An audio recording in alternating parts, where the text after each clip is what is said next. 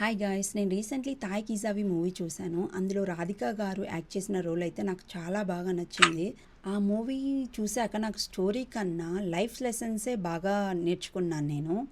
ఏంటంటే every women should have knowledge of how many works. అంటే millionaire అవ్వాలని కాదు, but every women should have a skill, some savings and basic understanding of how personal finance work. లైఫ్లో support system ఉండడం beautiful. ఇద్దరు parents అయ్యుండొచ్చు, partner అయ్యుండొచ్చు, ఇద్దరు friends అయ్యుండొచ్చు. బట్ అలాంగ్ సైడ్ దాట్ మనకి మన ఓన్ ఐడెంటిటీ, మన ఓన్ కాన్ఫిడెన్స్ ఉండాలి.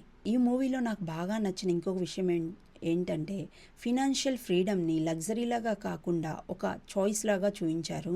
అంటే మనకు నచ్చింది మనం కొనుక్కోవడము అండ్ మనకు నచ్చినప్పుడు ఒక మూవీకి వెళ్ళడము, మన ఫ్యూచర్ కోసం మనం సేవ్ చేసుకోవడము.